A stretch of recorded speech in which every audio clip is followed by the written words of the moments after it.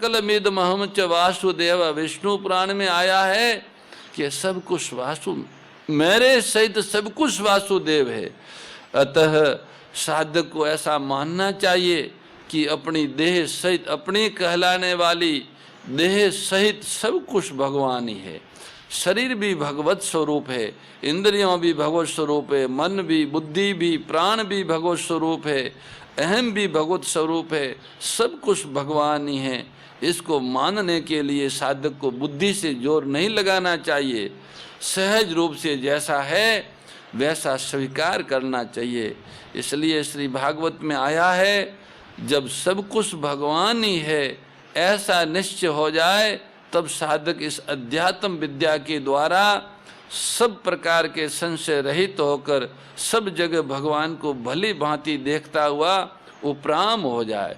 सब कुछ भगवान ही है ये चिंतन भी न करें, साक्षात भगवान ही दिखने लगे।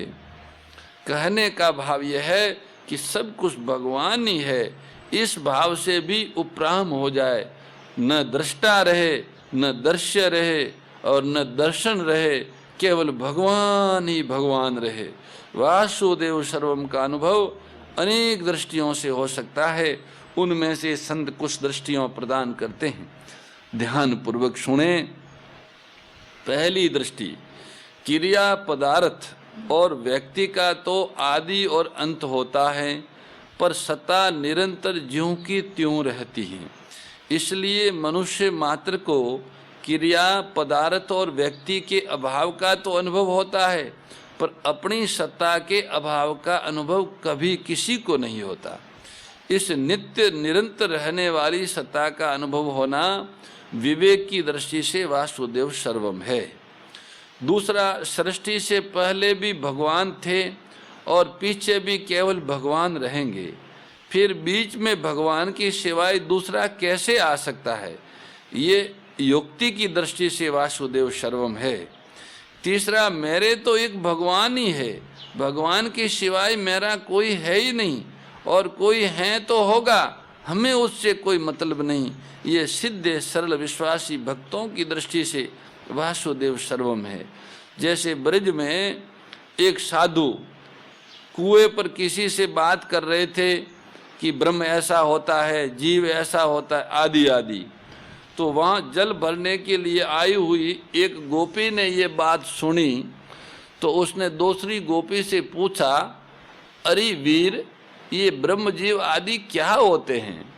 वह गोपी बोली कि ये हमारे लाला के ही कोई सगे संबंधी होंगे, तब भी साधु लोग उनकी बातें करते हैं, नहीं तो साधुओं को लाला के सिवाय और से क्या मतलब है। जिसके भीतर भगवत तत्व को जानने की व्याकुलता है, दिन में भूख नहीं लगती, रात में नींद नहीं आती, वह किसी संत से सुनकर अथवा पुस्तक में पढ़कर दृढ़ता पूर्वक मान लेता है कि सब कुछ भगवान ही है। भगवान कैसे हैं इसका तो पता नहीं है, पर भगवान के सिवाय कुछ नहीं है। ये संत के वचनों पर विश्वास की दृष्टि से वासुदेव सर्वम है। संत वचन पर प्रत्यक्ष से भी बढ़कर विश्वास होने पर फिर वैसा ही दिखने लग जाता है, अनुभव हो जाता है। दार्शनिक दृष्टि से विचार करें तो सत्ता एक ही हो सकती है, दो नहीं। श्रद्धा विश्वास की दृष्टि से देखें तो सब कुछ भगवान ही है, भगवान के सिवाय कुछ नहीं। भगत की दृष्टि भगवान को छोड़कर दूसरी तरफ जाती ही नहीं, और भगवान के सिवाय दूसरा कोई उसकी दृष्टि में आता ही नहीं।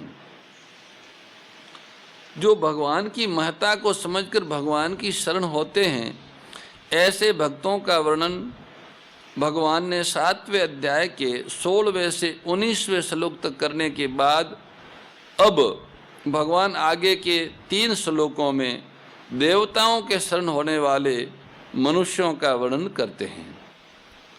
भगवान कहते हैं कि भगवान का परमात्मा का आश्रय न लेके जो मनुष्य उन कामनाओं से, अनेक प्रकार की कामनाओं से जिनका ज्ञान हरा गया है, ऐसे मनुष्य अपनी अपनी प्रकृति स्वभाव से नियंत्रित होकर उस देवताओं के उन नियमों को धारण करते हुए अन्य देवताओं के शरण हो जाते हैं। कामेस्ते हरते ज्ञाना। ऊन अर्थात इस लोक के और परलोक के भोगों की कामनाओं से जिनका ज्ञान ढक गया है, आच्छादित हो गया है, परमात्मा की प्राप्ति के लिए जो विवेक युक्त मनुष्य शरीर मिला है, उस शरीर में आकर परमात्मा की प्राप्ति न करके वे अपनी कामनाओं की पूर्ति करने में लगे रहते हैं। संयोगजन्य सुख की इच्छा को कामना कहते हैं। कामना दो तरह की होती हैं, यहाँ के भोग भोगने के लिए धन संग्रह की कामना और स्वर्ग आदि परलोक के भोग भोगने के लिए पुण्य संग्रह की कामना। धन संग्रह की कामना दो तरह की होती हैं।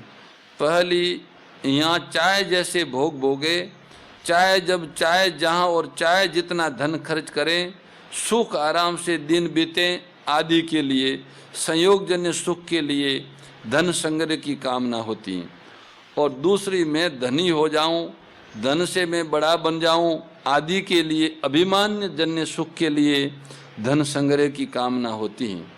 ऐसे पुण्य संग्रह की कामना भी दो तरह की होती है। पहली, यहाँ मैं पुण्य आत्मा कहलाऊं, और दूसरा, परलोक में मेरे को भोग मिले।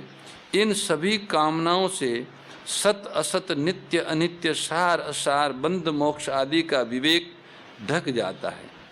विवेक ढक जाने से वे ये समझ ही नहीं पाते कि जिन पदार्थों की हम कामना कर रहे हैं वे पदार्थ हमारे साथ कब तक रहेंगे। कामनाओं के कारण विवेक ढका जाने से वे अपने प्रकृति से नियंत्रित रहते हैं, अपने स्वभाव के परवश रहते हैं। यहाँ प्रकृति शब्द व्यक्तिगत स्वभाव का वाचक है, समष्टि प्रकृति का वाचक नहीं है। ये व्यक्तिगत स्वभाव सब में मुख्य होता है। स्वभावो मूर्धनि वर्तते, अतः व्यक्तिगत स्वभाव कोई छोड़ नहीं सकता। या यस्य प्रकृति स्वभाव जनिता केनापि न त्यजते, परंतु इस स्वभाव में जो दोष है उनको तो मनुष्य छोड़ सकता है।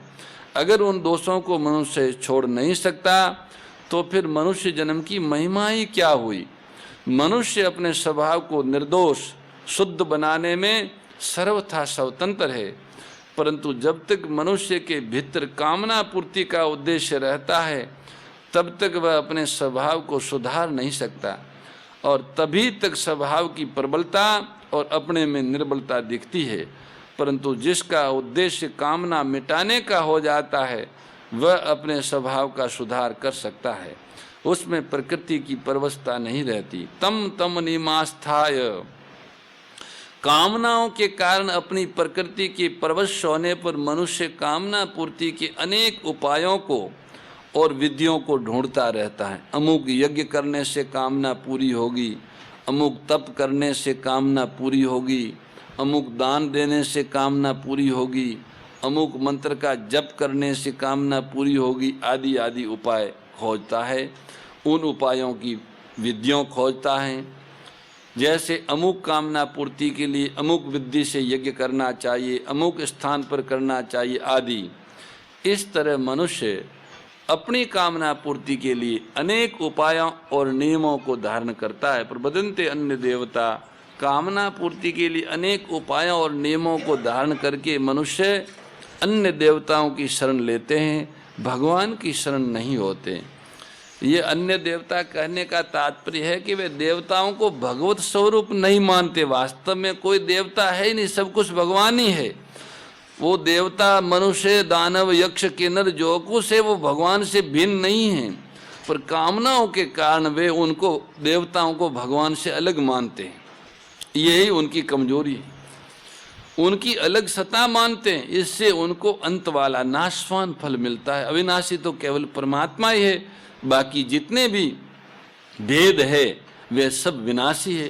अंतमतु फलम तेषाम, अगर वे देवताओं की अलग सत्ता न मानकर उनको भगवत स्वरूपी माने तो फिर उनको अंत वाला फल नहीं मिलेगा, परंतु अविनाशी फल मिलेगा। यहाँ देवताओं की शरण लेने में दो कारण मुख्य हुए, एक कामना और एक अपने स्वभाव की परवशता। भगवान के अर्थार्थी और आरत भक्तों में जो कामना है वही कामना इस श्लोक में वर्णित मनुष्यों में भी है। परंतु दोनों में फर्क ये है कि अर्थार्थी और आर्त भक्तों में कामना की मुख्यता नहीं है, भगवान की मुख्यता है, इसलिए वे हर्त ज्ञाना नहीं। परंतु यहाँ वर्णित मनुष्यों में कामना की मुख्यता है, इसलिए हर्त ज्ञान, इनका ज्ञान हरण कर दिया गया है कामना के द्वारा। अर्थार्थी और आर्त भक्त तो केवल भगवान के शरण होते हैं, पर ये मनुष्य भगवान को छोड़ के अन्य देवताओं के शरण होते हैं। कामनाएं, देवता, मनुष्य और नियम ये सभी अनेक हुआ करते हैं।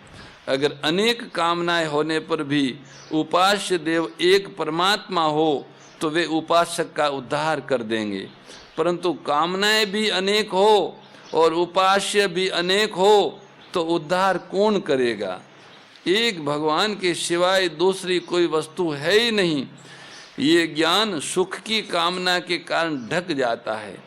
ये कामना न तो प्रकृति की बनाई हुई है और न परमात्मा की बनाई हुई है, मनुष्य की अपनी बनाई हुई है, इसलिए इसको मिटाने की जिम्मेवारी मनुष्य पर है। ये ज्ञान कामना के कारण ज्ञान नष्ट हुआ, प्रत्युत कामना के कारण हरा गया, नष्ट नहीं हुआ, लुप्त हो गया है। गीता में माया अपरत ज्ञाना अज्ञाने नावर्तम ज्ञानम आदि पदों में भी यही बात कही गई है कि ज्ञान ढक गया है, ज्ञान का अपहरण हो गया है।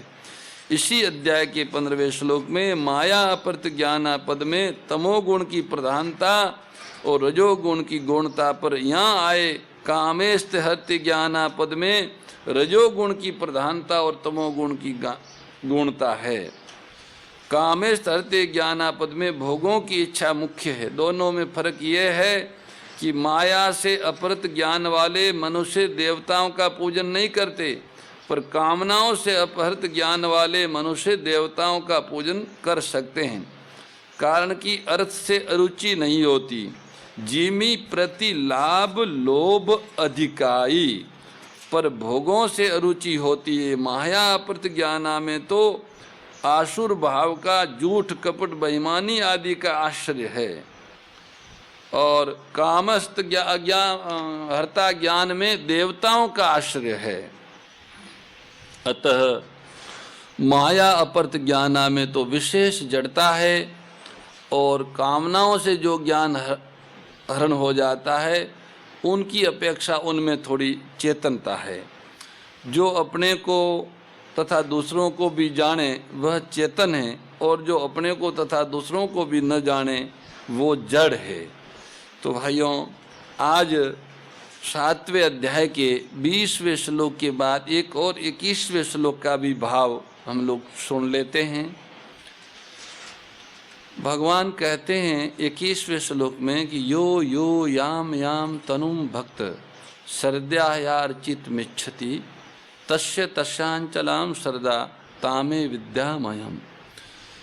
जो जो भक्त जिस जिस देवता की श्रद्धा पूर्वक पूजन करना चाहता है उस देवता में मैं उसी श्रद्धा को दृढ़ कर देता हूँ। यो यो याम याम तनुम भक्ता तामेव। जो जो मनुष्य जिस जिस देवता का भक्त होकर श्रद्धा पूर्वक यजन पूजन करना चाहता है उस मनुष्य की श्रद्धा उस देवता के प्रति मैं अचल कर देता हूँ। वे दूसरों में न लगकर मेरे में ही लग जाए ऐसा मैं नहीं करता। यद्यपि उन देवताओं में लगने से कामना के कारण उनका कल्याण नहीं होता, फिर भी मैं उनको उनमें लगा देता हूँ। तो जो मेरे में श्रद्धा प्रेम रखते हैं, अपना कल्याण करना चाहते हैं, उनकी श्रद्धा को मैं अपने प्रति दृढ़ कैसे नहीं करूँगा, अर्थात अवश्य करूँगा। कारण कि मैं प्राणी मात्र का सुहृद हूँ, सुहृदम सर्वभूतानाम। इस पर यह शंका हो सकती है कि आप सबकी श्रद्धा अपने में दृढ़ क्यों नहीं करते हो। इस पर भगवान मानो ये कह रहे हैं कि अगर मैं सबकी श्रद्धा को अपने प्रति दृढ़ करूं तो मनुष्य जन्म की स्वतंत्रता सार्थकता ही कहाँ रही, तथा मेरी स्वार्थपरता का त्याग कहाँ हुआ। अगर लोगों को अपने में ही लगाने का मेरा आग्रह रहे तो ये कोई बड़ी बात नहीं है, क्योंकि ऐसा बर्ताव तो दुनिया के सभी स्वार्थी जीवों का स्वाभाविक होता है। डाकू, लोट, चोर, बेईमान, हत्यारे, वो सब लोगों को अपने में ही लगाते हैं, और मैं भी अपने में ही लगाऊं, ऐसा नहीं कर सकता। अतः मैं स्वार्थपरता को मिटाकर ऐसा स्वभाव सिखाना चाहता हूं कि कोई भी मनुष्य पक्षपात करके दूसरों से केवल अपनी पूजा प्रतिष्ठा करवाने में ही लगा रहे और किसी को अपराधी न बनाए। कोई मनुष्य अपनी पूजा प्रतिष्ठा न करवाए और दूसरों को अपराधी न बनाए। अब दूसरी शंका ये होती है कि आप उनकी श्रद्धा को उन देवताओं के प्रति दृढ़ कर देते हैं, इससे आपकी साधुता तो सिद्ध हो गई, पर उन जीवों का तो आपसे विमुख होने से अहित हुआ। इसका समाधान ये है कि अगर मैं उनकी श्रद्धा को दूसरों से हटाकर अपने में लगाने का भाव रखूँगा तो उनकी मेरे में अश्रद्धा हो जाएगी, परंतु अगर मैं अपने में लगाने का भाव नहीं रखूँगा और उनको स्वतंत्रता दूंगा तो उस स्वतंत्रता को पाने वालों में जो बुद्धिमान होंगे वे मेरे इस बर्ताव को देखकर मेरी तरफ आकृष्ट होंगे। उनके उद्धार का ये तरीका बढ़िया है। अब तीसरी शंका ये है कि जब आप स्वयं उनकी श्रद्धा को दूसरों में दृढ़ कर देते हैं तो फिर उस श्रद्धा को कोई मिटा ही नहीं सकता, फिर तो उसका पतन ही होता चला जाएगा।